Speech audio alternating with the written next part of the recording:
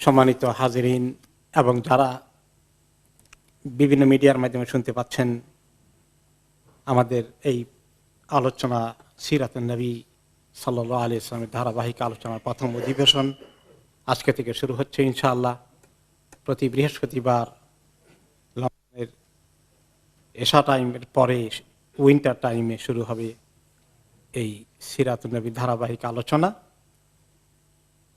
আমরা প্রথমেই একটা প্রশ্ন আমাদের কাছে আসে যে সিরাতুন নবীর আলোচনা শোনা, আলোচনা করা, এর গুরুত্ব কতটুকু, এর প্রয়োজনীয়তা কতটুকু। কিছুদিন আগে থেকে পরামর্শ আসছিল, কিছু ভাই চিন্তা করছিলেন যে কোরআনে পাকের তাফসির আমরা শুনে আসছি, কালামুল্লাহ, যেটা আমাদেরকে আল্লাহ তাআলা হেদায়েতের জন্য পাঠিয়েছেন। এখন যার উপরে এই কোরআন অবতীর্ণ হয়েছে, নাজিল হয়েছে, যিনি এই কোরআনকে নিজের জীবনে প্রয়োগ করেছেন এবং আল্লাহর জমিনে বাস্তবায়ন করেছেন, সারা দুনিয়ার মানুষের কাছে পৌঁছে দিয়েছেন, বাল্লাগাহু আল বালাগ আল মুবিন, তার জীবনীর উপরে আমরা কিছু আলোচনা শুনি। আমরা যদিও লেখাপড়া করেছি, বিশ্বনবী পড়েছি, কেউ আর রাহিকুল মাখতুম পড়েছি, বিভিন্ন সিরাতে পাকের কিতাব পড়েছি, কিন্তু ধারাবাহিক আলোচনা গোটা জিন্দেগি নিয়ে দীর্ঘ সময়ব্যাপী এভাবে বাংলা ভাষায় হয়েছে বলেই হয়তোবা জানা নেই। কোরআনে তাফসির হয়তো কোনো কোনো জায়গায় হয়েছে। এখান থেকে ভাইরা পরামর্শ দিয়েছেন এবং আমার কাছে প্রস্তাবটি, পরামর্শটি অত্যন্ত গুরুত্বপূর্ণ মনে হলো যে সত্যি তো যাকে আল্লাহ তাআলা আমাদের সবচেয়ে বড় শিক্ষক করে পাঠিয়েছেন, তার কাছ থেকে আমাদের, তার জীবন থেকে আমাদের অনেক কিছু শিখার রয়েছে। আল্লাহ রাব্বুল আলামিন তার উপলক্ষে বলেছেন, বাদ আউযু বিল্লাহি মিনাশ শাইতানির রাজিম, লাকাদ কানা লাকুম ফি রাসূলিল্লাহি উসওয়াতুন হাসানাহ, নিশ্চয়ই তোমাদের জন্য রয়েছে আল্লাহর নবীর, আল্লাহ রাসূলের জিন্দেগিতে উত্তম আদর্শ। লিমান কানা ইয়ারজুল্লাহ ওয়াল ইয়াউমাল আখির, যে ব্যক্তি চায় আল্লাহকে পেতে, আল্লাহর সন্তুষ্টি অর্জন করতে এবং আখিরাতকে পেতে চায়, আখিরাতের নাজাত পেতে চায়। ওয়া যাকারাল্লাহ কাসীরা, যে ব্যক্তি আল্লাহ তাআলাকে বেশি বেশি করে ইয়াদ করতে চায়, স্মরণ করতে চায়, তাদের জন্য নবী করিম সাল্লাল্লাহু আলাইহি ওয়াসাল্লামের জীবনে রয়েছে উত্তম দৃষ্টান্ত। তিনি আরো বলেছেন, ওয়া ইন্নাকা লাআলা খুলুকিন আযীম, হে নবী, আপনি অত্যন্ত মহান চরিত্রের উপরে প্রতিষ্ঠিত হয়ে আছেন, আপনার জীবন অত্যন্ত মহান, মহৎ চরিত্রের উপরে আপনি দণ্ডায়মান। আল্লাহ তাআলা আরো বলেছেন, হুয়াল্লাযী বাআসা ফিল উম্মিয়িনা রাসূলাম মিনহুম ইয়াতলু আলাইহিম আয়াতিহি ওয়া ইউযাক্কিহিম ওয়া ইউআল্লিমুহুমুল কিতাবা ওয়াল হিকমা ওয়া ইন কানু মিন ক্বাবলু লাফি দালালিম মুবিন। সে আল্লাহ মহান সত্তা, যিনি অশিক্ষিত বা যারা লেখাপড়া করেনি, নিরক্ষর জাতির কাছে পাঠিয়েছেন তাদের মধ্য থেকেই একজন রাসূল, যিনি তাদের প্রতি আল্লাহর আয়াতকে তেলাওয়াত করে শোনান, পৌঁছিয়ে দেন এবং তাদেরকে পবিত্রতা অর্জন করিয়ে দেন, আত্মশুদ্ধি করিয়ে দেন, এবং তিনি তাদেরকে কিতাব শিখিয়ে দেন, কিতাবের জ্ঞান দান করেন। এবং হেকমা, হেকমার অর্থ শুধু বুদ্ধিমত্তা নয়, হেকমার প্রধান অর্থ হচ্ছে সুন্নাহ। তাদেরকে তিনি শেখান, জ্ঞান শিখান। এর আগে যদিও তারা সুস্পষ্ট গোমরাহিতে, পথভ্রষ্টতায় লিপ্ত ছিল। আমরা রাসূলুল্লাহ সাল্লাল্লাহু আলাইহি ওয়াসাল্লামের জীবনের খুঁটিনাটি অনেক কিছু আমাদেরকে জানতে হবে, কারণ তিনি হচ্ছেন আমাদের রোল মডেল। তিনি কোন কাজটি কিভাবে করেছেন, শুধু আল্লাহর ইবাদত কিভাবে করেছেন তা নয়, দুনিয়ার প্রত্যেকটি কাজকে তিনি কিভাবে সম্পন্ন করেছেন। ব্যক্তি জীবন, পারিবারিক জীবন, স্বামী স্ত্রীর সম্পর্ক, পিতা হিসেবে সন্তানদের প্রতি দায়িত্ব পালন, নাতি নাতিনের প্রতি দায়িত্ব পালন। ব্যবসা করেছেন, সৎ ব্যবসায়ী কিভাবে হওয়া যায়। তিনি মানুষের সঙ্গে আচার ব্যবহার, লেনদেন, যারা মহব্বতের লোক তাদের সঙ্গে কেমন আচরণ করেছেন, যারা তার সঙ্গে দুশ্মনী করে, হিংসা করে, তাদের সঙ্গে কিভাবে আচরণ করেছেন।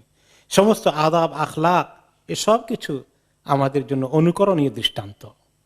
সব কিছুর মধ্যে আমাদের জন্য শিক্ষা রয়েছে এবং সবগুলোকে যদি ভালো করে আমরা জানতে পারি, তাহলে ওনাকে আমরা পরিপূর্ণভাবে অনুসরণ করতে পারব। আমরা যদি জানতেই না পারি কোন কাজটা কেমনে তিনি করেছেন, তাহলে আমরা কিভাবে ওনাকে অনুসরণ করব? এই জন্য জানতে হবে।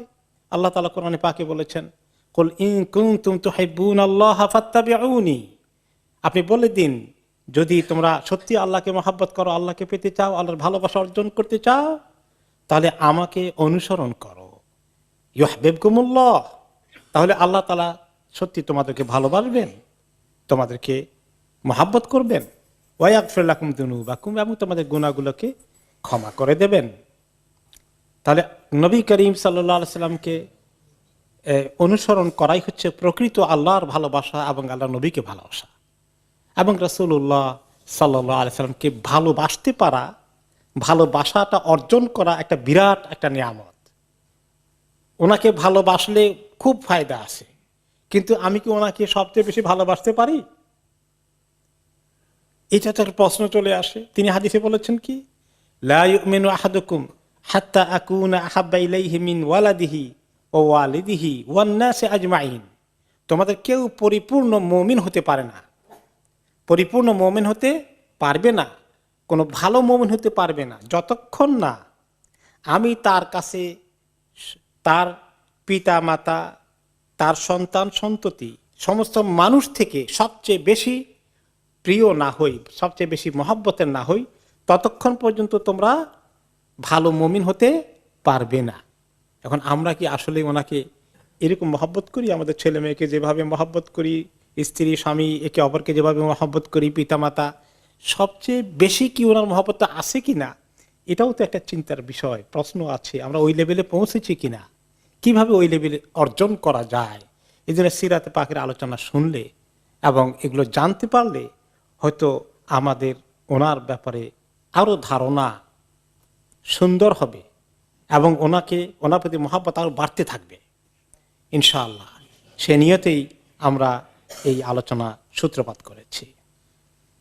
এরপরে হচ্ছে তার জীবনটা আমাদের সব কাজগুলোই আদর্শ। তারাকতু ফীকুম আমরাইন লা ইন তামাসসাকতুম বিহিমা লান তাদিল্লু আবাদা কিতাবুল্লাহি সুন্নাতু রাসূলিহি। তিনি আরো বলেছেন যে আমি তোমাদের জন্য দুটো জিনিস রেখে গেলাম, আল্লাহর কিতাব এবং আমার সুন্নাহ। ওনার সুন্নাহ আমার জীবন আদর্শ, জীবনের কাজগুলোই সুন্নাহ। এই দুটোকে যদি তোমরা আঁকড়ে ধরো, তাহলে তোমরা কখনো পথভ্রষ্ট হবে না, বিভ্রান্ত হবে না, গোমরাহ হবে না। কাজে কোরআন যেভাবে বোঝার চেষ্টা করছি আমরা, সেভাবে ওনার সুন্নতকে, ওনার জীবন আদর্শকে আমাদেরকে বুঝতে হবে। তাহলে কোরআন বুঝতে হলো আসলে সিরাতে পাক লাগবে। কোন সময় আয়াতটা নাজিল হয়েছিল, ওই সময় রাসূলুল্লাহ সাল্লাল্লাহু আলাইহি ওয়াসাল্লাম কি করেছিলেন, কোন প্রেক্ষিতে নাজিল হয়েছে, সিরাতে পাকের সঙ্গে অনেকগুলো যুক্ত হয়ে আছে। এখন সিরাতে পাকের আলোচনার মধ্যে এই গুরুত্ব আমরা শুনলাম। এবার আমরা আসি এখন ওনার জীবনী কবে থেকে শুরু হয়ে যায়, জন্ম থেকে মৃত্যু পর্যন্ত ওনার জীবনী। কিন্তু জন্মের আগে অনেক বিষয় আছে, ঐতিহাসিক প্রেক্ষাপট, অনেক ব্যাকগ্রাউন্ড জানা দরকার আছে। ভূমিকা হিসাবে কয়েকটি সেশনে আমাদেরকে জানতে হবে কিভাবে, কোন প্রেক্ষিতে, কোন কারণে আল্লাহ তাআলা ওনাকে পাঠালেন, কেন আরব দেশকে আল্লাহ তাআলা চুজ করলেন, এবং যেখানে চুজ করেছেন বাইতুল্লাহ, যেটাকে বানিয়েছেন ওনার আদি পিতা ইব্রাহিম আলাইহিস সালাতু ওয়াস সালাম, তাওহীদওয়ালা মানুষ, সেখানে এত মূর্তি কেমনে জোগাড় হলো নবীর দেশে, নবী ইব্রাহিমের জায়গা? এটা কত আশ্চর্য বিষয় না? সেগুলো কেমনে হলো? আমরা জানি কাবা ঘর ওখানে নির্মিত হয়েছে, তার ইতিহাস, ইব্রাহিম আলাইহিস সালামের ইতিহাস, ইসমাইল আলাইহিস সালামের ইতিহাস, যিনি তার অন্যতম পূর্বপুরুষ। জমজম কিভাবে আসলো, এই সমস্ত মক্কা নগরীর গোড়াপত্তন কিভাবে হলো, এই সব কিছু ওনার জন্মের আগের ইতিহাসগুলো আমাদেরকে একটু কুইকলি গো থ্রু করতে হবে ভূমিকা হিসাবে। এবং তখনকার সমাজের, আরব দেশের পরিস্থিতি কেমন ছিল, বিশ্ব পরিস্থিতি কেমন ছিল, দুনিয়ার মানুষ কি পরিমাণ অন্ধকারে নিমজ্জিত ছিল, যেটাকে বলা হয় আইয়ামে জাহিলিয়াত। জাহিলিয়াতের অর্থ কি? মূর্খতা, জাহেলিয়া। মূর্খতার যুগে মানুষ বসবাস করেছিল। সেই মূর্খতার অন্ধকার থেকে উদ্ধার করার জন্য মিনাত যুলুমাত ইলা নূর, অন্ধকার থেকে নূরের দিকে, আলোর দিকে নিয়ে আসার জন্য আল্লাহ তাআলা ওনাকে পাঠিয়েছেন সিরাজাম মুনীরা। এই যে বিষয়, এগুলো সব কিছু আমাদেরকে জানতে হবে। তাহলে সিরাতে পাকের আলোচনাটা আমাদের শুনতে বা বুঝতে সহজ হবে। এজন্য আমরা ভূমিকায় আজকের এই সেশন, আরেকটি সেশন বা আরো 2টি সেশনও হয়তো বা লাগতে পারে, নতুবা একটি সেশনে শেষ হতে পারে ইনশাল্লাহ। এরপরে ওনার জন্ম বৃত্তান্ত দিকে আমরা যাব আশা করছি ইনশাল্লাহ। তো একটা কথা বলে রাখি যে, এবং ওনার শামাইল, ওনার আখলাক, ওনার চেহারা সুরত কেমন ছিল সবকিছু ইনশাল্লাহ আসবে ইনশাল্লাহ। তবে যে সমস্ত রেওয়ায়াত দিয়ে ওনার জীবনী লেখা হয়েছে এগুলো হচ্ছে ঐতিহাসিক রেওয়ায়াত। হাদিস শরীফের রেওয়ায়াতগুলো যেগুলো হাদিসের মধ্যে এসেছে সেগুলো যেমন সহি কনফার্ম হয়েছেন মুহাদ্দিসিনে কেরাম, কিন্তু ইতিহাস লেখকগণ এবং ওনাদেরকে বলা হয় আখবারিয়ুন, যারা ইতিহাস বর্ণনা করেছেন তারাই সিরাতে পাকের ম্যাটেরিয়ালে অনেক কিছু তারা নিয়ে এসেছেন। তো ইতিহাস আর হাদিসের রেওয়ায়তের মধ্যে কিছু পার্থক্য আছে। হাদিসের রেওয়ায়তের মধ্যে সাংঘাতিকভাবে চেক করা হয়েছে একদম অথেন্টিক কিনা, কারণ ওই রেওয়ায়তের কারণে হালাল হারাম প্রতিষ্ঠিত হবে, তাই না? ওখানে দুর্বলতা থাকলে, দাঈফ হাদিস থাকলে সেটা গ্রহণযোগ্য নয়। কিন্তু ইতিহাস বর্ণনার ক্ষেত্রে কিছু কিছু ক্ষেত্রে মানে এত বেশি চেক করা হয়নি, কোনো কোনো ক্ষেত্রে কিছুটা ইগনোর করা হয়েছে। যতটুকুন ইতিহাসের বর্ণনা পাওয়া গিয়েছে ততটুকুন গ্রহণ করা হয়েছে, কিন্তু সেক্ষেত্রেও যারা মুতাবার ইতিহাসবেত্তা, ঐতিহাসিক, তারা মোটামুটি যতটুকুন পেরেছেন কিছুটা চেক করার চেষ্টা করেছেন। কিন্তু স্থির পার্থক্য থাকবে ইতিহাস। যেমন আপনি মনে করেন সিরাজউদ্দৌলার ইতিহাস পড়ছেন, এরপরে মোগল সম্রাটদের ইতিহাস পড়েছেন, তাই না? এগুলো কি একেবারে হাদিসের মতো এত চেক করা হয়েছে? কিছু এগুলোর মধ্যে আলোচনা ধারাবাহিক শুনে আসছে, লোকেরা বর্ণনা হয়েছে।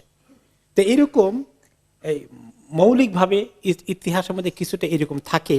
এই জন্য তারা ইতিহাস বর্ণনা করেন, তাদেরকে আরবিতে বলা হয় আল আখবারিয়ুন। আল আখবারিয়ুন খবর বর্ণনা করেছেন, ঘটনাগুলো বর্ণনা করেছেন। আর যারা হাদিস বর্ণনা করেন তাদেরকে কি বলা হয়? আল মুহাদ্দিসুন। মুহাদ্দিস এক বচন, বহু বচন মুহাদ্দিস। তো মুহাদ্দিসুন আর আখবারিয়ুন উভয়ের তরিকার মধ্যে কিছু পার্থক্য আছে। এরপরে আমরা তাহলে ভূমিকার মেইন পার্টটাতে যাই। সেটা হচ্ছে রাসূলুল্লাহ সাল্লাল্লাহু আলাইহি সাল্লামের মূল, ওনার পূর্বপুরুষদের মধ্যে সবার আগে কার কথা দিয়ে আমরা শুরু করব? ইব্রাহিম আলাইহিস সালাতু ওয়াস সালামের কথা দিয়ে। যেহেতু নবী করিম সাল্লাল্লাহু আলাইহি ওয়াসাল্লাম ইতিহাস ওনার সঙ্গে জড়িত, মক্কার ইতিহাস, কাবার ইতিহাস, জমজমের ইতিহাস, বাইতুল্লাহর ইতিহাস, যেটা নবী করিম সাল্লাল্লাহু আলাইহি ওয়াসাল্লামের আপন জন্মভূমি, সেটা যেহেতু এইগুলোর সঙ্গে জড়িত, এই জন্য সংক্ষিপ্তভাবে আমরা ইব্রাহিম আলাইহিস সালামের কিছু ঘটনাপুঞ্জের দিকে যাব। ইব্রাহিম আলাইহিস সালামকে আল্লাহ তাআলা পাঠিয়েছেন কোন জায়গায়? ওনার জন্ম হয়েছে কোন এরিয়ায়? বাবেল। বাবেল হচ্ছে ব্যাবিলন, সেটা হচ্ছে ইরাক এলাকার ভিতরে পড়েছে। ইরাকে ওনার জন্মভূমি, এবং সেখানে কোন জালিম শাহী বসবাস করেছে? নমরুদ। এবং সেখানে আপনারা জানেন তিনি মূর্তি ভেঙে ফেলেছিলেন, এগুলো আপনারা তাফসীর শুনেছেন, সেই বিস্তারিত ইতিহাসে আমি যাব না। এবং এরপরে ওনার সঙ্গে তার, তিনি যখন দাওয়াত দিতে গিয়েছেন এক ধরনের তর্ক হয়ে যায়, ডিসকাশন হয়। সে নমরুদ কি বলল যে তোমার রব আবার কে? তোমার রবের পরিচয় দাও। আমার রব যিনি জন্ম দেন, যিনি মৃত্যু দান করেন, জীবন যার হাতে, তিনি আমার রব। তো সে বলল আমি তো এটা করতে পারি, তুমি কেমনি করবো? দেখো এখন দুইজন বন্দীকে জেলখানা থেকে নিয়ে আসলো, দুইজনের শাস্তি ভোগ করছে। একজনকে বলল তোমার মৃত্যুদণ্ড কার্যকরী হবে, তাকে মৃত্যুদণ্ড দেওয়া হলো। আর একজনকে বললো ইউ আর ফ্রি, তুমি যাও। বলে দেখো এই যে আমি জীবন দিলাম, জীবন আমি বাঁচানোর মালিক, আমি মৃত্যুদানের মালিক, দেখলা তো? তো এটা অথর্বের মতো কথা। তার নিজের নমরুদের জীবন তো তার হাতে নাই, কার হাতে? আল্লাহর হাতে। তারপরে তিনি একটা যুক্তি দিলেন যে ঠিক আছে, যুক্তি নিয়ে এসেছে, সে যেরকম একটা আমার সামনে ঘটিয়ে দিল, আমি এইরকমই একটা জিনিস দিয়ে তাকে আমি যুক্তি পেশ করি। তিনি বললেন যে আমার রব তো ইয়াতি বিশামসি মিনাল মাশরিকি ফাতি বিহা মিনাল মাগরিব, আমার রব তো পূর্ব দিক থেকে সূর্যকে নিয়ে আসেন প্রতিদিন সকালে উঠে, তো তোমার ক্ষমতা থাকলে আমার রবের সঙ্গে চ্যালেঞ্জ করে তুমি পশ্চিম দিক থেকে সূর্যকে উঠাও দেখি। ফাবুহিত আল্লাযী কাফার, তখন যে কুফরি করেছিল কাফের আর কোনো শব্দ নেই, আর কোনো কথা নেই, সে নিশ্চুপ হয়ে গেল, সে পরাজিত হয়ে গেল, কোনো লাজবাব হয়ে গেল, এর কোনো জবাব দিতে পারল না। তারপরে কি ছাড়ে, এরপরে তো মূর্তি তারা ইবাদত করতে যখন বের হলো, তিনি মূর্তিগুলাকে ভেঙে ফেললেন, এবং পরবর্তী পরে তারা যখন বের করলো তিনি ভেঙেছেন, তখন তারা ওনার বিচার সাজালো, ওনাকে মৃত্যুদণ্ড দেওয়া হবে। কিভাবে? আগুনের বিশাল কুণ্ডলী জানানো হয়ে গেল, আর সেই বিশাল দাউ দাউ করা আগুনে ওনাকে ফেলানোর জন্য হাতে ধরে ফেলানো যাচ্ছে না, আগুন এত বেশি জোরালো হয়েছে, আশেপাশে ফেলতে গেলে তবে তারাও পুড়ে মরবে আগুনের তাপে। তখন ক্রেইনের মতো কিছু চরকি দিয়ে আবিষ্কার করে ওনাকে থ্রো করা হলো আগুনের মধ্যে, এভাবে থ্রো করা হলো ওয়ালের উপরে দিয়ে, বিরাট ওয়াল করে বিরাট করে ঘেরাও করে সেখানে আগুনের বিশাল কুণ্ডলী জানানো হয়েছে। আর ইব্রাহিম আলাইহিস সালাম তখন সেখানে আগুনে জ্বলবেন, পড়বেন, ছাই হয়ে যাওয়ার কথা, এটাই নর্মাল কথা। কিন্তু ইব্রাহিম আলাইহিস সালাম কি ভয়ে কাঁপছেন? না। এমনকি জিবরাইল আলাইহিস সালাম আসলেন, আপনার কোন হেল্প করতে পারি? নবী ইব্রাহিম আলাইহিস সালামের কাছে তিনি কি বললেন? আমার আল্লাহ তো আছেনই, আমার আল্লাহ যেটা ফয়সালা করবেন, তিনি যেটা ভালো মনে করেন তিনি সেটা করবেন, আমি আপনার কাছে সাহায্য চাওয়ার দরকার কি? আল্লাহ তাআলা কি বললেন?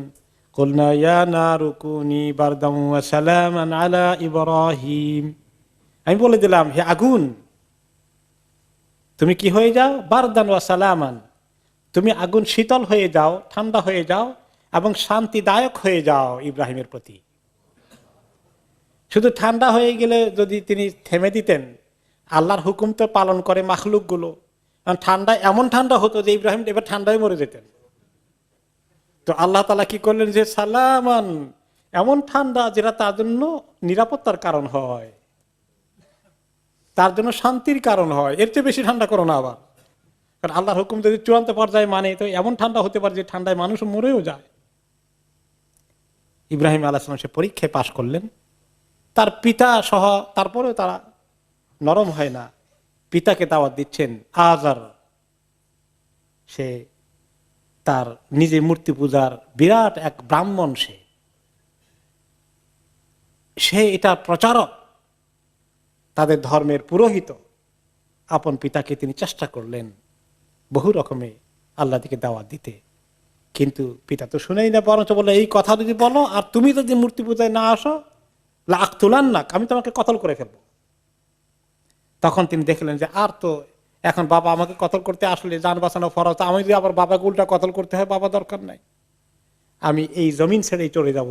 কারণ একটি লোক ঈমান আনলেন না ইব্রাহিম আলাইহিস সালামের প্রতি, তিনি এবং তার স্ত্রী সারা রাদিয়াল্লাহু আনহা, এই দুইজন মাত্র মুসলিম। বাবাকে পরে বললেন যে বাবা এখন যে সীমা লঙ্ঘনের দিকে হয়তো যেতে হচ্ছে, আমি তো এর দূর যেতে চাই না, আপনি পিতা, এর বেশি আমি আপনার সঙ্গে তো আর কিছু করতে পারবো না, আমি চলে যাই, যতক্ষণ না আল্লাহ আমাকে নিষেধ না করেন ততক্ষণ দোয়া করতে থাকবো যে আল্লাহ তাআলা যদি আপনাকে হেদায়েত দেয়। তিনি তার দেশ থেকে হিজরত করে ফেললেন। হিজরত করে ওনার 3 নম্বর সাথী ছিল আরেকজন, ইসলাম কবুল করেছিলেন, তিনি কে?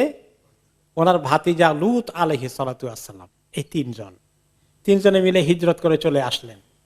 তিনি প্রথমে সিরিয়া হাররান এলাকায় আসলেন, সেখান থেকে পরবর্তী পর্যায়ে ফিলিস্তিনে চলে গেলেন এবং সেখানে তিনি সেটেল করে ফেললেন। আর লূত আলাইহিস সালাম ওনার ভাতিজাকে পাঠালেন জর্ডানের এই যে এখন ডেড সি আছে সেই এলাকায়। এরপরে তিনি মিশরেই ফিলিস্তিনে বসবাস করেন, কিন্তু তিনি সেখান থেকে দাওয়াতি কাজে মাঝে মধ্যে এদিক সেদিক যেতেন। এক পর্যায়ে তিনি মিশরে গেলেন দাওয়াতি কাজের জন্য, কিন্তু সেখানে আরেক জালিম শাহী, ওখানে তিনি যখন পৌঁছলেন তিনি খবর পেলেন সেখানকার শাসক ওনার খবর পেয়ে ওনাকে ডেকে পাঠালো এবং বুঝতে পারলো কিছু তার গুপ্তচর আছে যে একটা ফরেনার এসেছে, কি উল্টাপাল্টা দাওয়াত দেয়, আর তার স্ত্রী মহা সুন্দরী, বাদশার কাছে খবর পৌঁছে দিল। সারা আলাইহিস সালাতু ওয়াস সালাম খুবই সুন্দরী মহিলা ছিলেন, কিন্তু অত্যন্ত নিষ্ঠাবান, দিনদার, পরেশগার ছিলেন। এখন এই জালিমটা কাছে যখন খবর পৌঁছে গেছে, ইব্রাহিম আলাইহিস সালাম টের পেয়ে গেছেন এই জালিম লোক পাঠাচ্ছে তার স্ত্রীকে ধরে নেওয়ার জন্য, কারণ তার কাছ থেকে কোনো সুন্দরী স্ত্রী রেহাই পায় না, এই জালিম শাসক ছিল মিশরের। তিনি চিন্তাযুক্ত হয়ে পড়লেন। এরপরে তিনি ঘরে এসে বা যেখানে তিনি আশ্রয় নিয়েছিলেন সেখানে তার স্ত্রীকে বললেন যে ইন্না হাদাল জাব্বার ইন ইয়ালাম আন্নাকা ইমরাআতি ইয়াগলিবুনি আলাইক, এই যে জালিম প্রতাপশালী এই শাসকটা, সে যদি তোমার কথা খবর পায় তাহলে তোমাকে সে নিয়ে যাবে আর বলবে, তোমাকে বাধ্য করবে আমাকে তালাক দিয়ে তাকে বিয়ে করতে, তোমার প্রতি তার হাত প্রসারিত করতে পারে। তো তুমি যখন তোমাকে জিজ্ঞেস করে তখন তুমি বলবা যে আমি তোমার বোন, ফাইন্নাকি উখতি ফিল ইসলাম, তুমি বলে দিবে যে তুমি আমার ইসলামের বোন, তুমি আমার বোন। কারণ আসলে তো আমাদের একটা সম্পর্ক তো স্বামী স্ত্রীর আছেই, কিন্তু ইসলামের আরেকটা সম্পর্ক আছে, সেটা কি? ইন্নামাল মুমিনুনা ইখওয়া, মুমিনরা পরস্পর ভাই ভাই, পুরুষ মুমিনরা ভাই আর মহিলা মুমিনরা বোন। তো এটা সরাসরি মিথ্যা হবে না, তিনি বুদ্ধি শিখিয়ে দিলেন। এটা বলবা, এটা বললে আশা করা যায় ছেড়ে দিবে। আর আমার স্ত্রীর কথা যদি বলো যে তুমি আমার স্ত্রী, হয়তো মনে করবে যে তারে আরেকটা বিয়ে করাই দিব, আমি তোমাকে বিয়ে করব, এরকম অন্যায় কোনো কাজ সে করে ফেলতে পারে। ওয়াকানাত আহসানান নাস, আর সারা ছিলেন অসম্ভব সুন্দরী মহিলা। তখন তার কাছে ওনাকে তার লোক পাঠালো, ওনাকে ধরে নিয়ে যাওয়া হলো এবং ফালাম্মা দাখালাত আলাইহি লাম ইয়াতামালাক আন বাসাতা ইয়াদাহু ইলাইহা, ওনার দিকে তার চোখ পড়তেই সে নিজেকে আর ধৈর্য ধরতে পারল না, ওনার দিকে হাত প্রসারিত করলো। কোন কোন রেওয়ায়েত আসছে ওনাকে পাঠিয়ে দিয়ে ইব্রাহিম আলাইহিস সালাম আল্লাহর কাছে সিজদায় পড়ে গেছেন। আর কোন কোন রেওয়ায়েত এসছে ওনাকে যখন নেওয়া হয়েছে, এই মহিলা সারা আলাইহিস সালাতু ওয়াস সালাম, তিনি প্রথমে উযু করে নিয়ে, সে আসার আগে, তার সঙ্গে সাক্ষাতের আগেই তিনি আল্লাহর কাছে উযু করে নামাজ পড়ে আল্লাহর কাছে অনেকক্ষণ দরখাস্ত করেছেন যে আল্লাহ, আমার সতীত্বকে আমি হেফাজত করেছিলাম, স্বামীর কাছে ছাড়া কারো কাছে আমার শরীরকে আমি অর্পণ করিনি, আল্লাহ তুমি আমার সতীত্বের হেফাজত করো। যখন এই দুষ্ট লোকটি তার কাছে হাত প্রসারিত করলো ওনার গায়ে টাচ করার জন্য, তখন ফাকুবিদাত ইয়াদাহু কবদাতান শাদীদা, তার হাতের মধ্যে আল্লাহ তাআলা এমন ভাবে এরকম করে শক্ত করে দিলেন তার হাতটাকে, আর এমন ব্যথায় এসে গেল, মনে হয় যেন কারেন্টের শক দিলে যেরকম হয়, প্রচন্ড চিৎকার করে উঠল সে।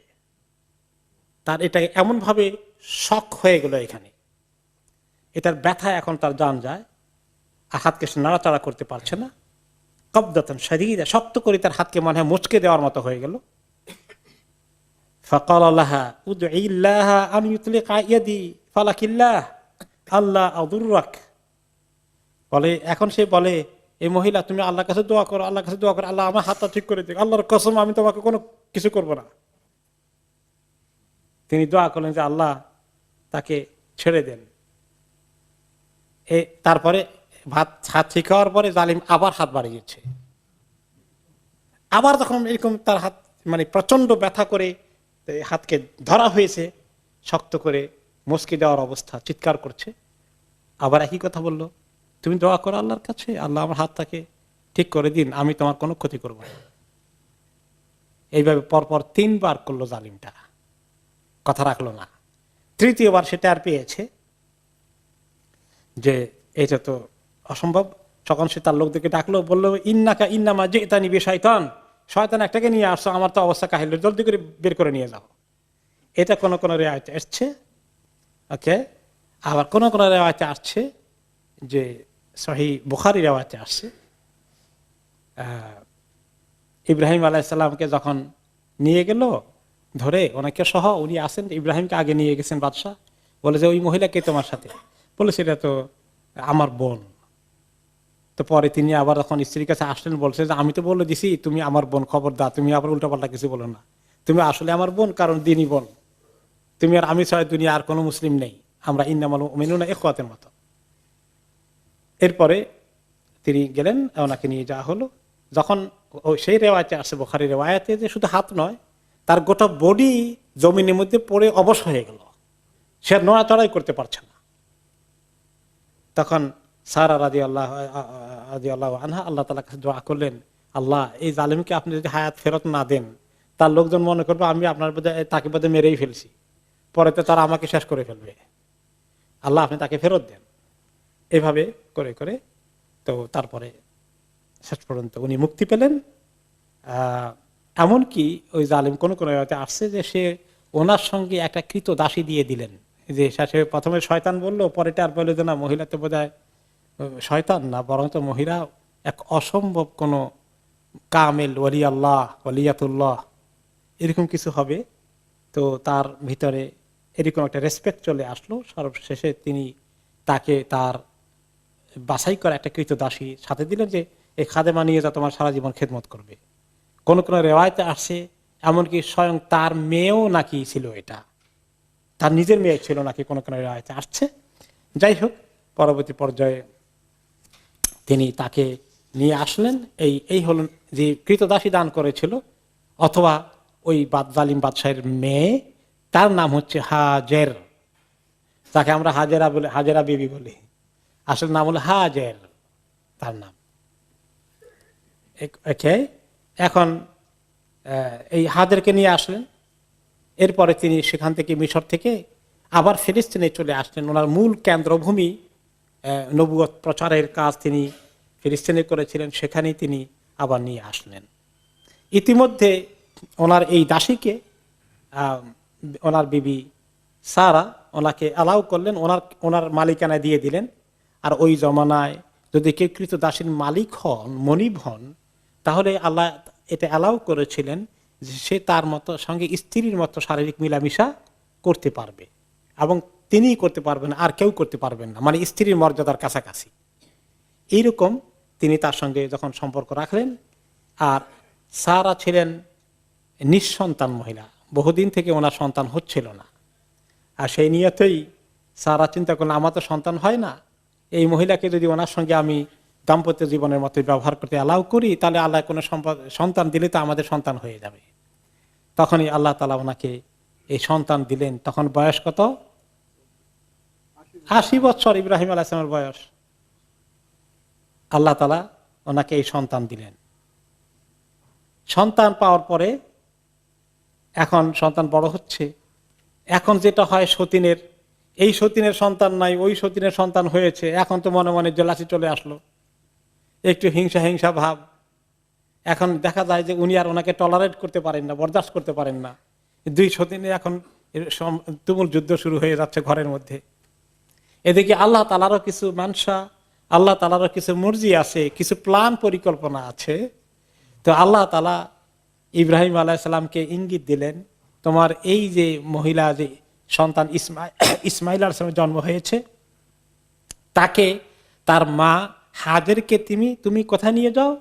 ওই মক্কা এলাকার যে এরিয়া আছে সেখানে নিয়ে যাও, তাকে সেখানে রেখে আসো, ওখানে কাজ আছে, আমার পরিকল্পনা আছে, তাকে ওখানে রেখে আসো।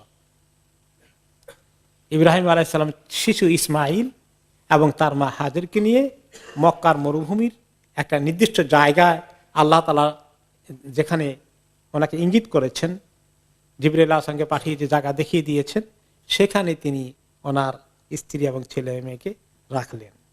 রাখার পরে তাদের সঙ্গে খাবার দাবারের জন্য এক বস্তা, মানে বা একটা ব্যাগ, এক ব্যাগ পরিমাণ খেজুর এবং একটি মস্ক চামড়ার পানি ভর্তি ড্রামের মতো রেখে আসলেন।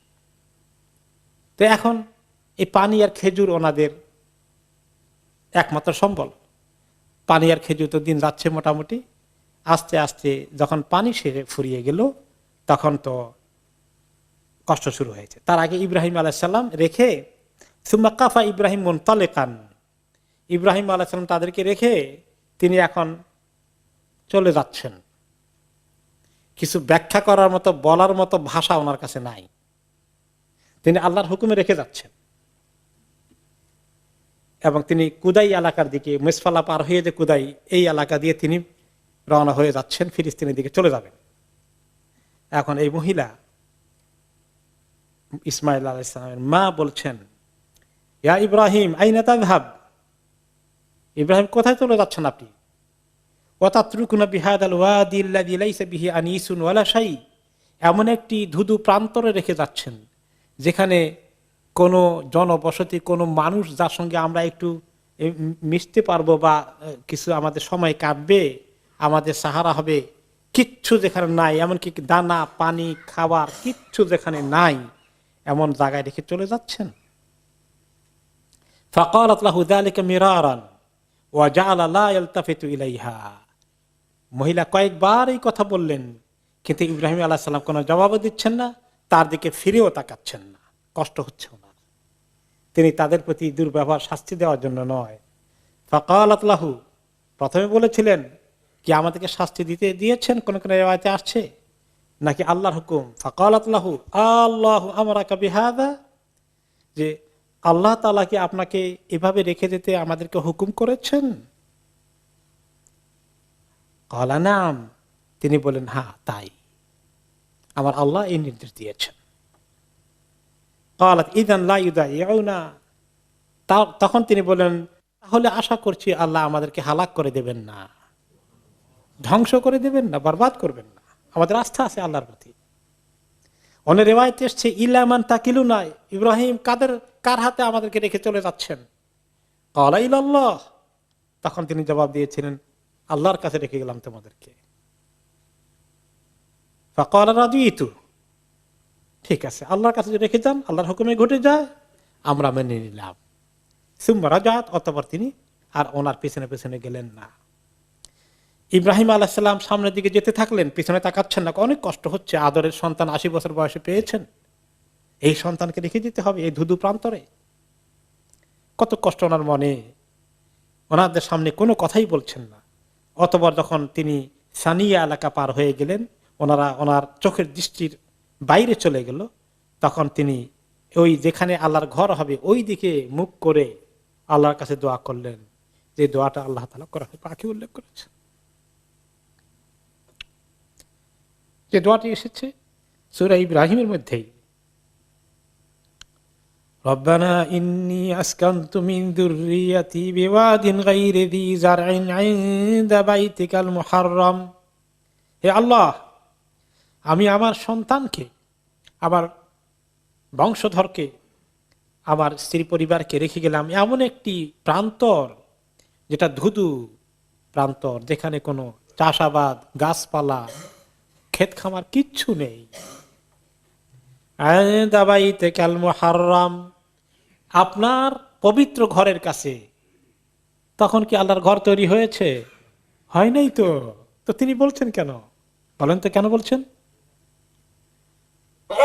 ওনাকে আল্লাহ খবর দিয়ে দিয়েছেন, রাহমাকাল্লাহ, আল্লাহর কি পরিকল্পনা আছে এই এলাকায়, এইখানে একদিন আল্লাহর ঘর নির্মিত হবে। তিনি এটা টের পেয়ে গেছেন, আল্লাহ ওনাকে খবর দিয়ে দিয়েছেন যে আল্লাহ আপনার পবিত্র ঘরের কাছে রেখে গেলাম, যেখানে কোনো খাবার দাবার, কৃষি কার্য কিচ্ছু নেই। রব্বানা লিয়ুকিমুস সালাহ, আল্লাহ যাতে তারা নামাজ কায়েম করে, সন্তানের জন্য তিনি এখানে এবং পরবর্তী বংশধর, তারা যেন, যারা এলাকায় থাকে তারা যেন নামাজ কায়েম করে, তারা নামাজ পড়তে থাকে, এখানে যেন তারা এই নামাজের ঘর বানানো হয়, এই ঘরে তারা দেখভাল করে, এক সময় তাদেরকে নামাজি বানান। ফাজআল আফইদাতাম মিনান নাসি তাহওয়ি ইলাইহিম, আর আল্লাহ মানুষের অন্তরকে এভাবে করে দেন, এই যে মানুষের অন্তরে যেন, কিছু লোকের অন্তরে যেন এদের প্রতি মায়া মহব্বত সৃষ্টি হয়ে যায়, কেউ যেন খবর পেয়ে তাদের লুকআপটা করতে চলে আসে আল্লাহ।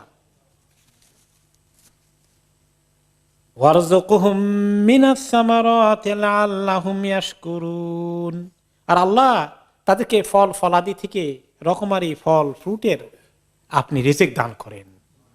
আল্লাহ আশা করা যায় তারা শুকরগুজার হবে। তাদের জন্য তিনি নামাজের দোয়া করলেন, মানুষদের সমাজ এখানে গড়ে তোলার জন্য দোয়া করলেন, যেন মানুষ চলে আসে, তাদেরকে সঙ্গ দেয়, তাদের প্রতি তাদের টেক কেয়ার করে, এবং সেখানে জন্য আল্লাহ তাআলা রকমারি ফলের রিজিক আল্লাহ তাআলা সাপ্লাই করে দেন। আল্লাহ তাআলা আমরা দোয়া কবুল করেছেন না? তাই করেছেন। সব রকমের ফল এখনো কিন্তু মক্কায় পাওয়া যায়, যদি আমরা এদেশেও পাই, কিন্তু এখন তো দুনিয়ার সবকিছু সাপ্লাই হওয়া সহজ হয়েছে। কিন্তু ওই সময় কিভাবে সহজ হয়েছিল? তখন তো আর সহজ হওয়ার কথা ছিল না, কিন্তু তিনি অ্যাডভান্স দোয়া করে গেছেন। তিনি তো চলে গেলেন দোয়া করতে করতে আল্লাহর কাছে তাওয়াক্কুল করে। এখন এই পানি তো শেষ, খেজুরের শেষের দিকে, বিশেষ করে পানির অভাবে তো এখন তিনি বসে আল্লাহর কাছে ইন্তজার করছেন কি অবস্থা হবে। কিন্তু তখন দেখছেন যে বেবিটির এখন মুখ শুকিয়ে যাচ্ছে, বেবি এখন কাঁদছে, সমানে কাঁদতে পারে, জিহ্বা আটকে যাচ্ছে। তখন তিনি পেরেশান হয়ে গেলেন, কোথায় যাই? পাশেই ছোট্ট দুটো টিলার মতো পাহাড়, এই দুটোর নাম কি? সাফা এবং মারওয়া। সেখানে গেলেন। এখনকার মতো তো আর না, মোটামুটি উঁচু একটু টিলার মতো ছিল একটা, তারপরে আরেকটা। এই দুটার প্রথমে সাফায় উঠলেন, চতুর্দিকে দেখলেন কোনো জায়গায় পানি দেখা যায় কিনা। আর আরব দেশে পানিতে এভাবে দেখা যাবে না। পানি দেখার লক্ষণ কি? কোন জায়গায় পাখি উড়ে কিনা, জমিনের উপরে পাখি উড়লে নিচে পানি আছে, এরকম কোন জায়গা দেখা যায় কিনা। দরকার ওদিকে দৌড় দেবেন, কিন্তু কোনো দিকে দেখা যায় না। বা কোনো মানুষ দেখা যায় কিনা, চিৎকার করবেন যে বাবারা আমার একটু শিশু বাচ্চা মরে যাচ্ছে, একটু পানি দাও। সে মানুষ কোনো জায়গায় দেখা যায় কিনা, কিছুই দেখা যায় কিনা, কোনো আলামত দেখা যাচ্ছে না। এরপরে নিচে দিয়ে আবার নেমে দৌড়ে ওই পাহাড়ে গিয়ে দেখি ওখান থেকে কিছু দেখা যায় কিনা। সেখানে গেলেন, আর ওদিকে বাচ্চার দিকে নজর রাখেন যে বাচ্চা কি আছে, পা নড়াচড়া করে কিনা, নাকি মরে গেল, খেয়াল করছেন। আবার যখন নিচে যায়, একটু নিচু জায়গা, যেটা দুই গ্রিন লাইটের মাঝখানে, তখন এটা অনেক একটু নিচু ছিল, এখন তো সমান করে ফেলেছে। ওই নিচু জায়গা গেলে বাচ্চাকে দেখা যায় না, তখন তিনি দৌড়েছেন ওই জায়গার মধ্যে। আবার তিনি মারওয়াতে গিয়ে চতুর্দিকে তাকালেন, কিছুই দেখেন না। আবার আসলেন, আবারও নিচু জায়গায় দৌড়লেন, যে বাচ্চাকে যখন দেখা যায় না। মারওয়াতে সাফাতে উঠে আবার দেখলেন বাচ্চাকে দেখা যায়, নড়াচড়া এখনো করছে। এইভাবে তিনি যখন 7 বার নড়াচড়া করলেন, এরপরে কিছুই দেখতে পেলেন না। তখন তিনি অস্থির হয়ে গেলেন যে আমি এখন বাচ্চার কাছে চলে যাই, আল্লাহ সেই বাচ্চাটা কি অবস্থা, কি আছে না মরে যাচ্ছে, আমি তাকে গিয়ে দেখি। তখন তিনি গেলেন। এরপরে কান্নাহু ইয়াশনাগুলিল মাউত, বাচ্চা মনে হয় যেন তার এখন চিৎকার আর তার নিঃশ্বাসের অবস্থা মনে হয় যেন সে মৃত্যুর মুখোমুখি পৌঁছে গেছে। মায়ের জন্য এই সময় কি কষ্ট হতে পারে আপনি চিন্তা করেন।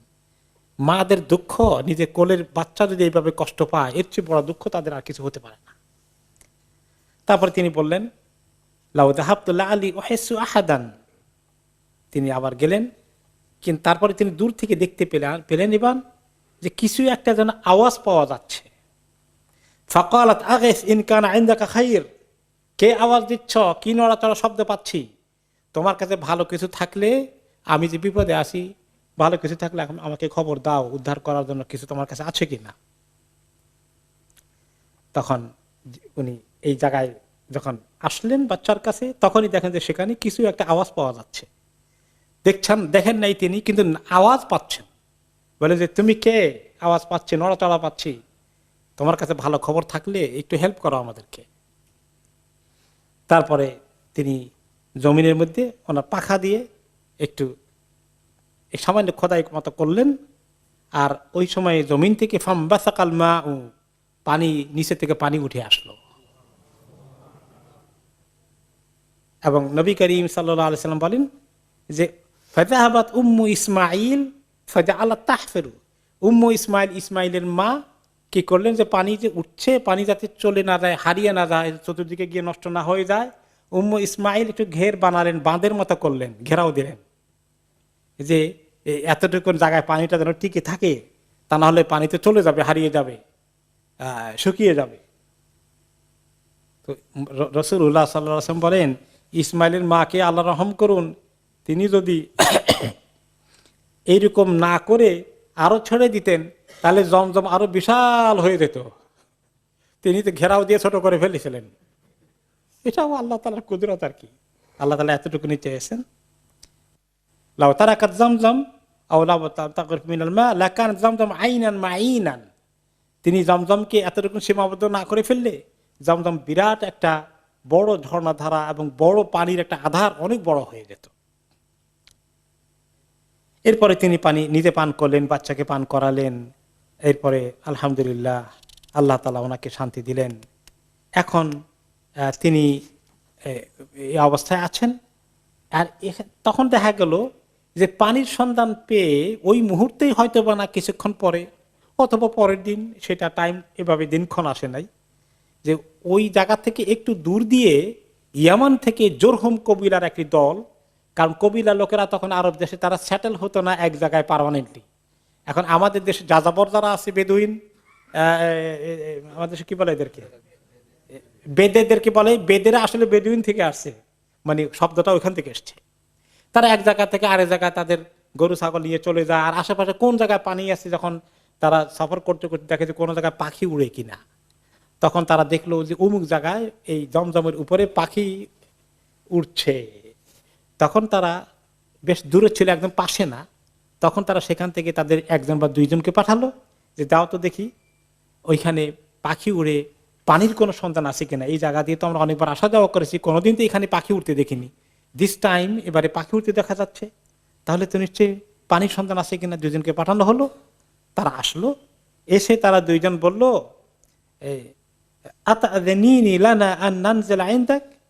পাখি পানি তারা নিয়ে গেলো। এরপর গিয়ে খবর দিল, ওখান থেকে তারা তাদের দলের কয়েকজন আসলো, এসে বলল যে এখানে পানি তো বোধহয় আপনার কারণে এসেছে, এটা তো অস্বাভাবিক বিষয়, এখানে পানি থাকার কথা ছিল না, এখানে কুয়া কিভাবে আসলো, নিশ্চয়ই আপনি মহৎ ব্যক্তিত্ব, আপনি একলা আছেন বাচ্চা নিয়ে।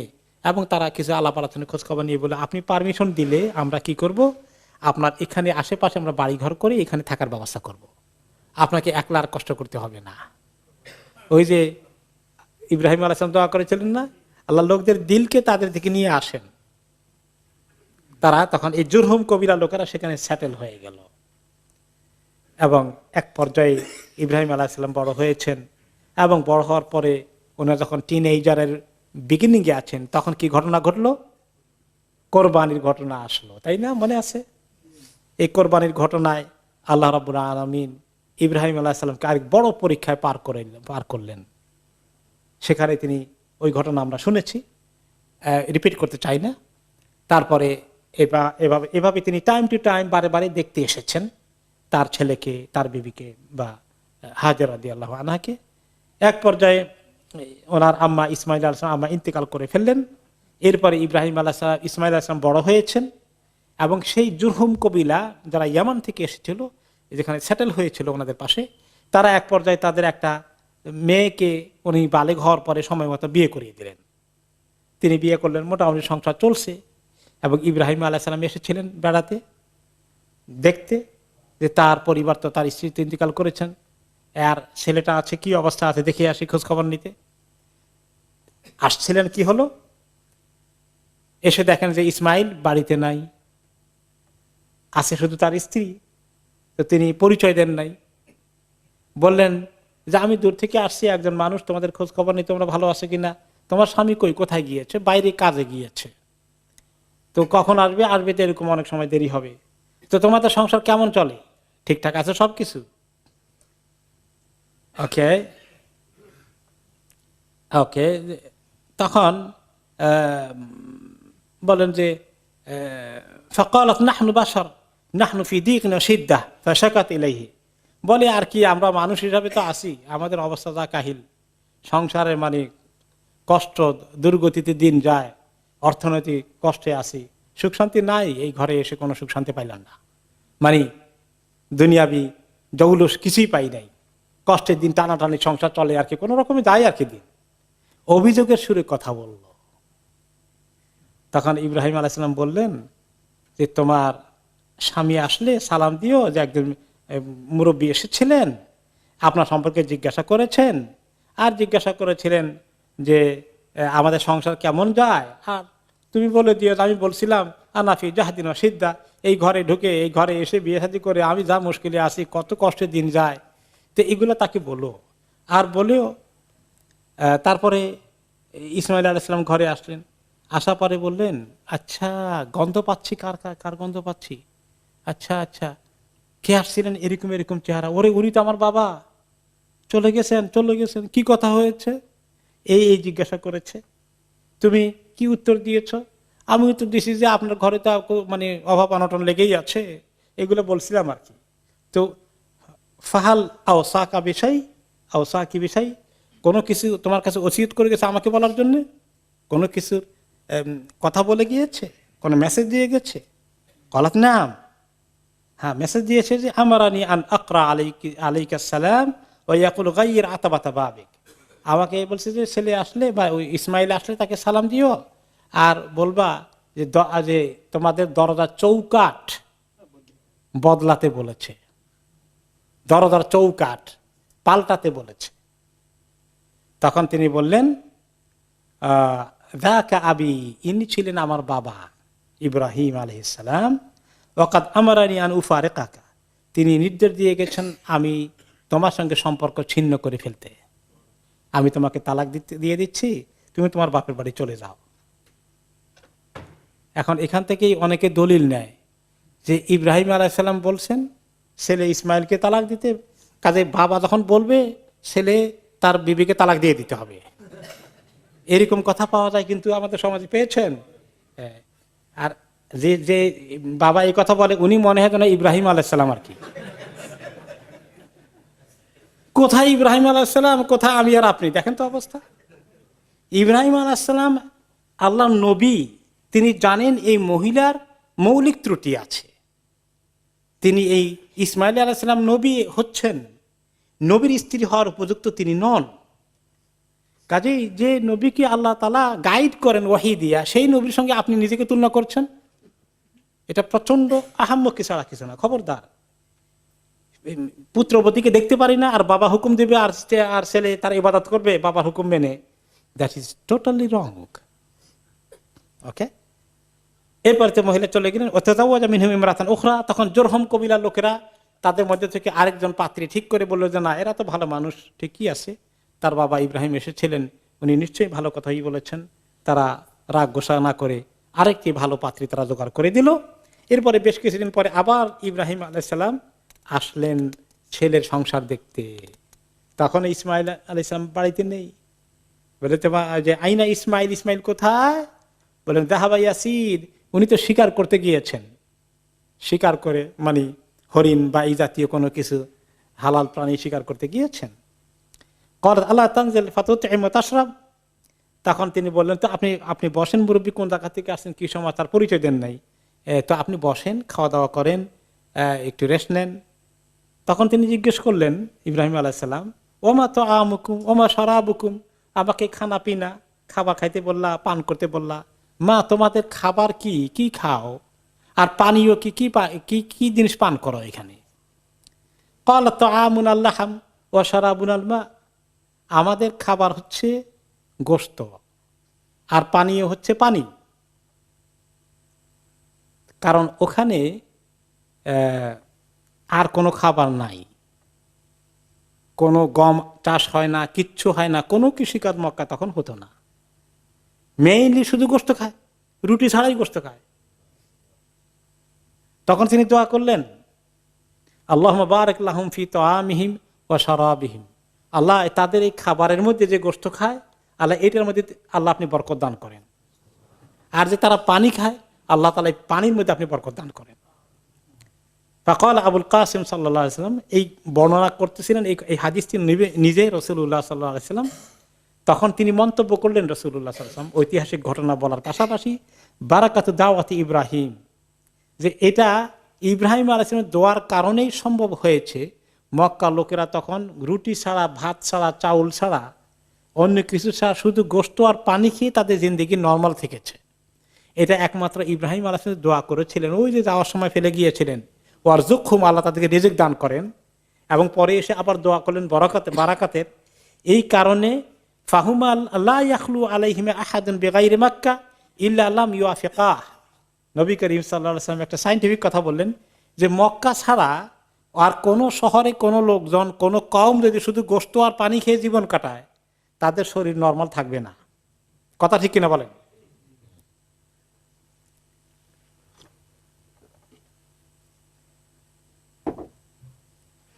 তো এই কথাই ঠিক।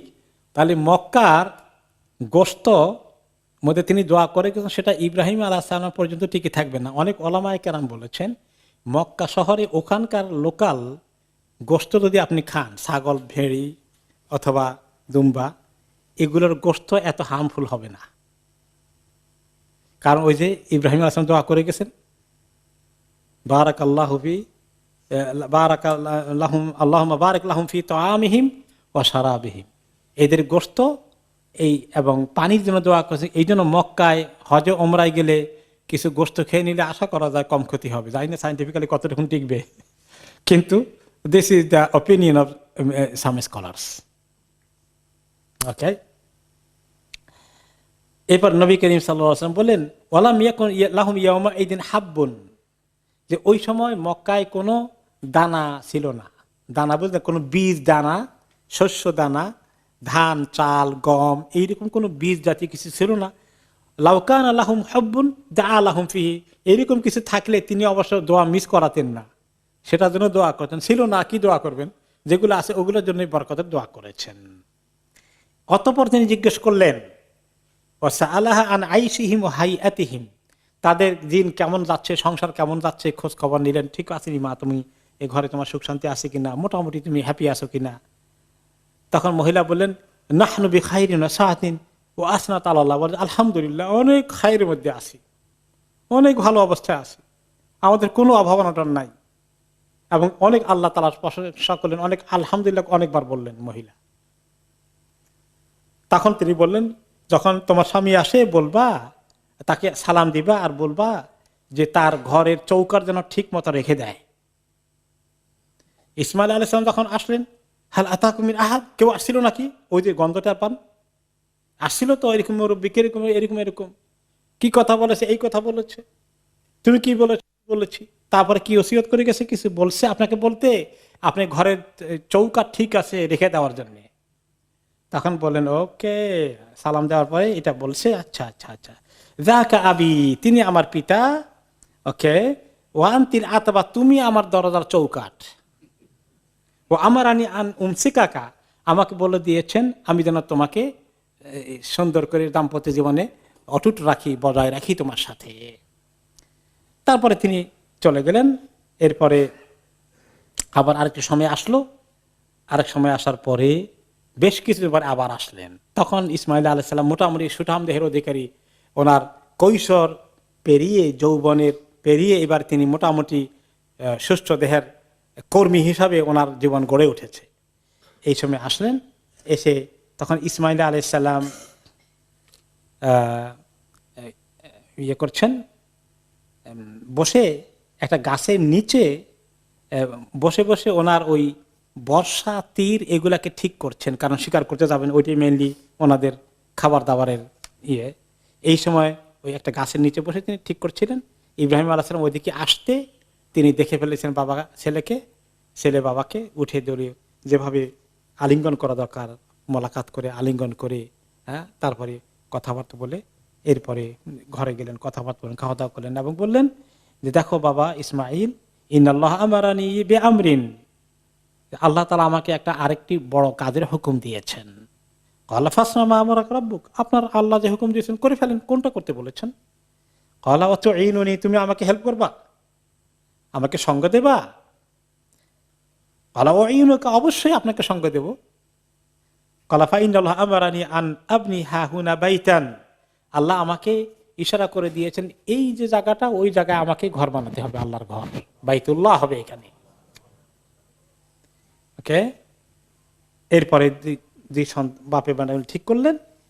ইসমাইল আলাইহিস সালাম একটু দূরে পাহাড় আছে, যে পাহাড়টা এখন পর্যন্ত শেষ হয়ে গেল, যেটাকে বলা হয় জাবালে মাক্কা, সেটা সম্ভবত এখন নিউ এক্সটেনশন যেটা হয়েছে, কিং আব্দুল্লাহ এক্সটেনশন, ওই জায়গার আশেপাশে ছোট্ট একটু টিলার মতো, ওখানে স্পেশাল টাইপের পাথর ছিল, সেগুলোকে খন্ড খন্ড করে কাঁধে করে নিয়ে আসতেন ইসমাইল আলাইহিস সালাম। আর ওনার বাবা এটাকে ফিট করেছেন। ওয়াইদ ইয়ারফা ইব্রাহিমুল কাওয়াইদা মিনাল বাইত ওয়া ইসমাইল, সে কথা আল্লাহ তাআলা কোরআনে পাকে বলেছেন। ইব্রাহিম যখন কাবা ঘরের নির্মাণ কাজের গাঁথনি দিয়ে উঠানো শুরু করে দিয়েছিলেন আর ইসমাইল মিলে, তখন তারা কোন কথা বলেছিলেন? রব্বানা তাকাব্বাল মিন্না ইন্নাকা আনতাস সামিউল আলিম, হে আল্লাহ আমাদের আপনার এই ঘর বানানোর কাজটাকে আপনি কবুল করে নেন। আল্লাহ আপনি জানেন আমরা কি বলছি, আর আপনি জানেন আমাদের অন্তরে কি আছে। আমরা এই ঘরের প্রতিষ্ঠাতা হয়ে বড় নেম অ্যান্ড ফেম, এবং আমরা দুনিয়ার মধ্যে আমাদের নাম সবাই উচ্চারণ করবে এমন কোনো আকাঙ্ক্ষা নিয়ে আমরা এখানে আসিনি। আমরা শুধুমাত্র আপনার এই ঘরে নির্মাণ করছি আপনার হুকুম কার্যকরী করার জন্য। সুন্দর একটি ঘর হবে, মানুষ আল্লাহর ইবাদত করবে, এই নিয়তে করছি। আল্লাহ আপনি আমাদের এই কাজকে কবুল করুন। আমাদের নিয়ত কদ্দুর খাঁটি আছে না কোনো ভেজাল আছে সেটাও তো আল্লাহ আপনি জানেন।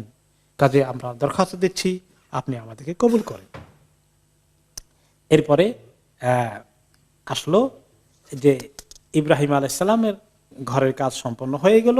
এই ঘর কমপ্লিট হওয়ার পরে আল্লাহ তাআলা ওনাকে অর্ডার দিলেন, ওয়াদিন বিন্নাসিল হাজ্জি ইয়াতুকা রিজালা ওয়া আলা কুল্লি দামিরিন ইয়াতিনা মিন কুল্লি ফাজ্জিন আমিক। এই এবার অর্ডার করে দাও হে ইব্রাহিম, সমস্ত মানুষের কাছে তুমি ফরমান পৌঁছিয়ে দাও। তিনি চিৎকার করে আওয়াজ করে দিলেন যে আল্লাহ রাব্বুল আলামিন যাদের সামর্থ্য আছে মুসলিম, তাদের প্রতি এই নির্মিত হওয়া এই ঘরের হজ আল্লাহ তাআলা জীবনে একবার ফরজ করে দিয়েছেন। তিনি অ্যানাউন্স করে দিয়েছিলেন, সেই অ্যানাউন্সমেন্ট দুনিয়ার আনাচে কানাচে পৌঁছে দেওয়া হয়েছিল তখন তারা জীবিত ছিল। আর পরবর্তী নবীদের মাধ্যমে আমাদের কাছে সে আল্লাহর ঘরের হজ ফরজ করার খবর আল্লাহ তাআলা বারে বারে সহ নবীদের মাধ্যমে দান করেছেন। এরপরে ইব্রাহিম আলাইহিস সালাম চলে গিয়েছেন, তিনি আবার ফিলিস্তিনে ফেরত গিয়েছেন। ওখানে ওনার ইন্তেকাল হয়েছে এবং পরবর্তী পর্যায়ে ইসমাইল আলাইহিস সালামকে আল্লাহ তাআলা নবুয়ত দান করেন এবং তিনি এই মক্কা শহরে জুরহুম কবিলার লোকজন যারা ছিল, ওনার শ্বশুরবাড়ির কবিলার গোষ্ঠী, সবাইকে নিয়ে তিনি মক্কা শহরে শান্তিপূর্ণভাবে তিনি বসবাস করেছেন এবং তিনি সেখানে যতদিন আল্লাহ তাআলা হায়াত দিয়েছে ততদিন তিনি সেখানে থাকলেন। এরপরে ওনার জন্ম যখন হয়, ওনার জন্মের প্রায় 13 বছর পরে আল্লাহ তাআলা ওই সারার ঘরে একটি সন্তান দিলেন বুড়ো বয়সে। ওই বুড়ো বয়সের সন্তানটাই ছিল সারাটা 80 বছর বয়সে, যেটা, তাই না? সেই সন্তান ছিল ইসহাক আলাইহিস সালাতু ওয়াস সালাম। ইসহাক আলাইহিস সালাম পরবর্তী সন্তান যিনি সারার ঘরে আসেন। আর প্রথম সন্তান হচ্ছেন ইসমাইল আলাইহিস সালাতু ওয়াস সালাম। ইসমাইল আলাইহিস সালাম ওনার ঘরে আল্লাহ তাআলা মক্কাতে প্রায় 12 জন সন্তান দিয়েছিলেন। বিরাট মাসিল ওনার সংসার এবং বিরাট ওনার জনবসতি গড়ে উঠলো এবং 12 জনের 12টি নামে 12টি কবিলায় পরবর্তী পর্যায়ে হয়ে গেল। এবং মক্কা শহরে অন্যান্য কবিলারা তারা এসেছিল, জুরহুম এবং ওনার শ্বশুরাল্লাহের গোষ্ঠী, বাকিরা সবাই ওনাদের নেতৃত্ব মেনে নিয়েছিলেন এবং এই সংসার সবাই এবং ওই মক্কা শহরের নিয়ন্ত্রণ তাদের হাতেই থাকে। এক পর্যায়ে তারা শুধু মক্কায় নয়, হেজাজ আরবের অন্যান্য অঞ্চলে তারা ছড়িয়ে পড়েন, এমনকি আরব দেশের বাইরেও তারা বিভিন্ন জায়গায় চলে যান। কিন্তু কিছু লোক স্টিল মক্কা শহরে তারা থেকে যায়। তাদের গোষ্ঠী চলে আসে আদনান, ইসমাইল আলাইহিস সালামের পরে আদনান পর্যন্ত যে সিলসিলা আছে, এখানে কতজন আছে? 20 জনের পুরুষের মতো কাছাকাছি আছে। আর আদনান থেকে নবী করিম সাল্লাল্লাহু আলাইহি ওয়াসাল্লাম পর্যন্ত এখানে প্রায় 21 জনের সিলসিলা আছে। আরব দেশের নিয়ম ছিল তারা তাদের বংশ বুনিয়াদের ধারা মুখস্থ করতে পারত। আমার দাদাকে, তার দাদাকে, তার দাদাকে, তার দাদাকে, এরকম করে তারা 100 পর্যন্ত মুখস্থ করতে পেরেছে। আপনারা কয়জন পারছেন? আমি আমার দাদার পরে যিনি একজন ছিলেন ওই ওদের পর্যন্ত জানতে পেরেছি, আর জানিও নাই। তা আপনারাও তাই? আরবরা এরকম 100 তাদের মুখস্থ আছে। স্বয়ং নবী করিম সাল্লাল্লাহু আলাইহি সাল্লামের কাছে যে সিলসিলা ছিল ওনার বংশের তিনি মুখস্থ করেছেন, তিনি পেরেছেন, এবং তিনি একমাত্র আদনান পর্যন্ত বলেছেন সাহাবীদেরকে। তিনি বলেছেন যে ওয়াকাদ আরাদানা নবী সাল্লাল্লাহু আলাইহি ওয়াসাল্লাম কানা ইযা ইনতাসাবা ফাবালাগা আদনান। তিনি যখন ওনার বংশের ধারা মুখস্থ করে বলতেন, আদনান পর্যন্ত যেতেন আর গিয়ে বলতেন ওয়ায়াকুল কাযাবান নাসাবুনা ফালা ইয়াতাজাওয়াজুহু, যে ওই আদনানের উপরে ইসমাইল পর্যন্ত যেটা গেছে, এখানে রেওয়ায়েতের মধ্যে কোনো সহি রেওয়ায়েত নাই, ওনার কাছে নাই। অনেক মিথ্যাবাদী লোকরা আজেবাজে অনেক কিছু যোগ করেছে, কাজেই উদ্দূর পর্যন্ত উনি আর পৌঁছতে পারেননি। তাহলে উনি থেকে আদনান পর্যন্ত 21তম, আর কোন কোন রেওয়ায়েতে আসছে যে ইসমাইল আলাইহিস সালাম ছিলেন 40তম, আর ইব্রাহিম আলাইহিস সালাম হয়ে গেছেন 41তম। কিন্তু এগুলোর সঠিক তত্ত্ব কনফার্ম না, শুধুমাত্র আদনান পর্যন্ত কনফার্ম। এরপরে আমরা আসি লাস্ট ওয়ান, আজকে আমরা এখানে শেষ করব। সেখানে ওনার বংশধারার আদনানের পরে আসতে আসতে ওনার দাদা ছিল দাদার দাদা ছিল আব্দুল মান্নাফ, আব্দুল মান্নাফের পরে ছিল হাশেম, পরদাদার উপরে হাশেমের পরে হাশেমের ছেলে হচ্ছে আপনার আব্দুল মুত্তালিব, আব্দুল মুত্তালিবের ছেলে হচ্ছে আব্দুল্লাহর ছেলে হচ্ছেন মুহাম্মদ সাল্লাল্লাহু আলাইহি ওয়াসাল্লাম। ওকে, তিনি এই কথাটা একটা হাদিসে বলেছেন যে ইন্নাল্লাহ ইসতাফা মিন ওয়ালাদি ইব্রাহিম ইসমাইল, ইব্রাহিম আলাইহিস সালামের সন্তানদের মধ্যে থেকে আমার ধারা, আমার সিলসিলা আল্লাহ বাছাই করার জন্য ইসমাইলকে বাছাই করেছেন, ইসহাককে না। অতঃপর মিন ওয়ালাদি ইসমাইল কেনানা, ইসমাইলের অনেক 12 জনের মধ্যে যে কেনানার ওই সন্তানকে বাছাই করেছেন। আর কেনানা থেকে কেনানার গোষ্ঠী তো জ্ঞাতি গোষ্ঠী অনেক শাখা প্রশাখা বেরিয়েছে, সেখান থেকে তিনি কোরাইশ নামে একজন ছিল, তার নামে পরবর্তী কোরাইশ কবিলা হয়, এটাকে বাছাই করেছেন। এবং কোরাইশ ছিল আরবের মধ্যে সবচেয়ে সম্মানিত শরীফ বংশ। ওয়াস্তাফা মিন কোরাইশ বনি হাশেম, আবার কোরাইশের মধ্যে কতগুলো উপগোত্র আছে, এখানের মধ্যে আবার সবচেয়ে সম্মানিত ছিল বনি হাশেম। আল্লাহ তাআলা আমাকে বনি হাশেমের জন্য চুজ করেছেন, সেই বংশে দিয়েছেন। ওয়াস্তাফা মিন বনি হাশেম ওয়াস্তাফা নিয়ে, আর বনি হাশেমের যত লোক ছিল সবার থেকে আল্লাহ তাআলা আমাকে বাছাই করেছেন নবুয়ত দেওয়ার জন্য। আল্লাহ তাআলা আরেকটি হাদিসে তিনি বলেছেন, আমি হচ্ছি আদম সন্তানের মধ্যে শ্রেষ্ঠ, কিন্তু এ ব্যাপারে আমি কোনো ফখর করি না। তো শ্রেষ্ঠ এই খবরটা কেন দিয়েছেন? যে আল্লাহ তাআলা অবশ্যই রাহমাতুল আলামিনকে, সারা দুনিয়ার শেষ নবীকে, আখেরি নবীকে, সর্বোত্তম ব্যক্তিটাকেই তিনি চুজ করেছেন। এই ইনফরমেশনটা আমাদের কাছে থাকা, এটা এই নলেজ আমাদের লাগবে, সেই জন্য কথাটা বলেছেন। আল্লাহ তাআলা ওনাকে বলতে বলেছেন, এটা বলে দেন আপনি। আল্লাহ যেটা বলতে বলেছেন ওটা বলতে না লজ্জা করে বলা বন্ধ তো করতে পারবেন না।